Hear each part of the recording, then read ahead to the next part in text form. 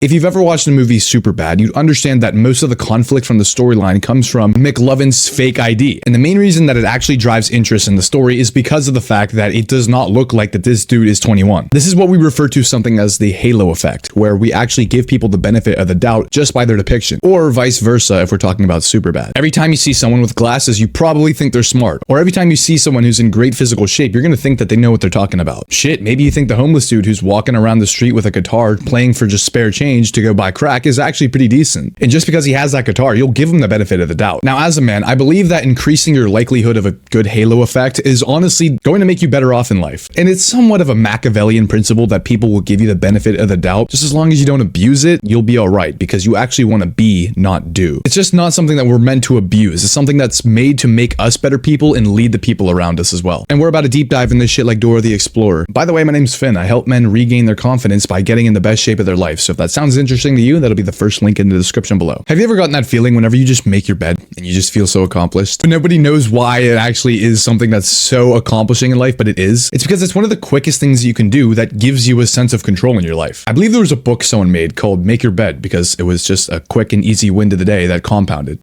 Make Your Bed book. Who's it by? Admiral William H. McRaven. U.S. Navy retired. Make your bed. Oh.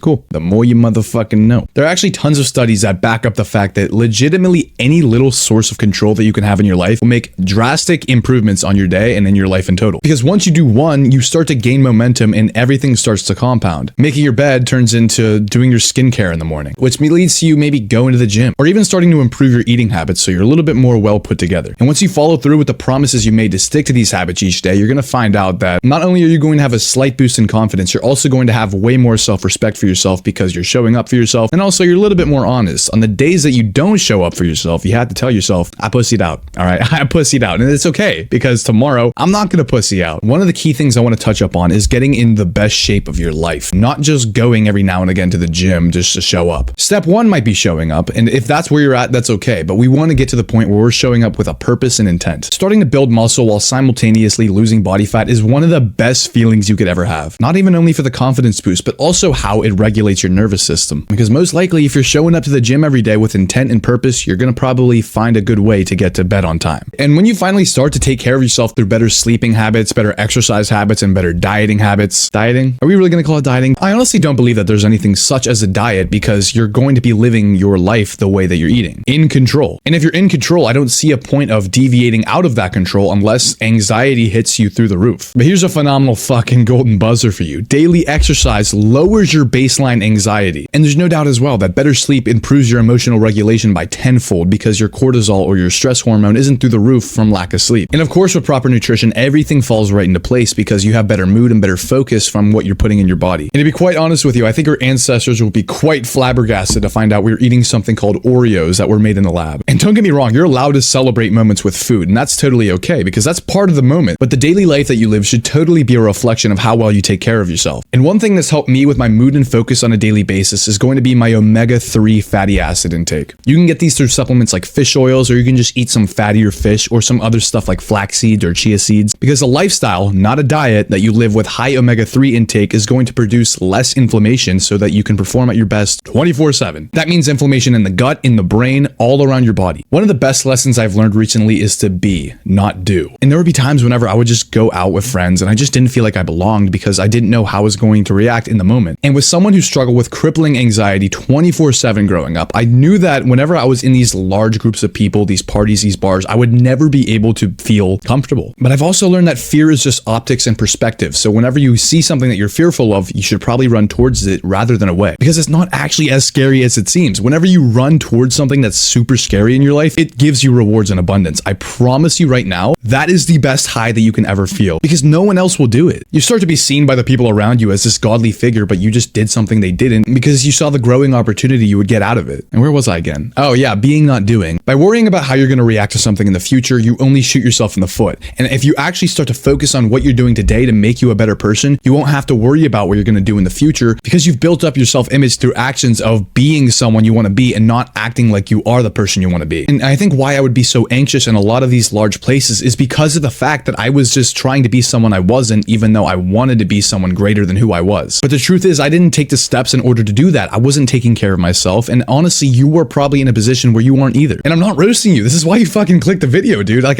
I don't know what else to tell you. And I wish I could just tell that version of me that everything was going to be okay. I was so fearful of what could have been because of my inactivity. But what happens whenever you flip that concept on its head is something beautiful entirely. And I know this sounds odd, but life is a game. And the more that you look forward to playing the game that's set out for you, the more you're going to be well off. And this is the art of being and not doing, because you start to believe that you're more capable of taking care of your responsibilities every day when you start to stack up good habits. You will no longer need to be motivated to work hard, go to the gym, eat well, advance in your job. Truthfully, motivation has nothing on acting in alignment in who you believe you are. There's quite the mix up with masculinity these days, and whether you want to believe it or not, it is something very important to focus on as a man. And I'm not telling you to follow every single piece of advice you see on the internet, but take bits and pieces every now and again and see what works for you and what isn't going to work for you. Because grab your balls, you need to make some morals and values. The majority of men and young men struggle to take care of themselves. Fuck, at one point that was me included, and you know what? I still struggle with it day to day. I'm not a perfect human being. The common narrative is that self-neglect is the most masculine thing you can do. The more that you can ignore your emotions and just work harder and push through it, you can only do so much of that until it all comes crumbling down on you. Self-neglect is not masculine. It leads you to look for approval of others because you won't do it yourself. You don't want to do the dirty work and find out what's actually eating you alive. You don't want to dig into the trauma or the unprocessed emotion that's leading you to binge eat, smoke, and drink. And this is how life creeps up on you and making you more depressed than you ever thought you would be. But why? But why is this happening? I have everything going for me. I was a good kid in school. I never did anything wrong. You may have thought that, and I did too at one point. But the thing is, not everything's cupcakes and rainbows. You have to realize at some point shit's gonna go wrong. And when you do, you need to be able to actually face that emotion in your own time. And it's okay to be selfish when it comes to taking care of yourself, because the long-term benefit will positively impact others way more than they think it will. Taking better care of yourself is the best form of leadership you could even ask for. Let me ask you a question. What kind of father do you want to be? I know for a fact that I just want to be the father that has everything under control for other people so that their decision-making abilities aren't really tied up. I don't want to be the father that can't provide. I'm 21. What the fuck am I talking about? But at the same time, I'm so confident about the future for myself because I do show up for myself every day. We have a few stragglers, don't get me wrong. But this is when I tell you that you have a clearer sense of your future self whenever you start to take care of yourself now. Because there's genuine excitement because you're looking forward for the day. If you start to take care of yourself now, you start to think, what else is going to be possible in the future? And with building good habits towards your future now, you'll start to have way more respect for your future self because you know they're doing some fruitful activities that lead you to a better life. And that makes your baseline motivation so much more motherfucking higher because your clarity is outmatched.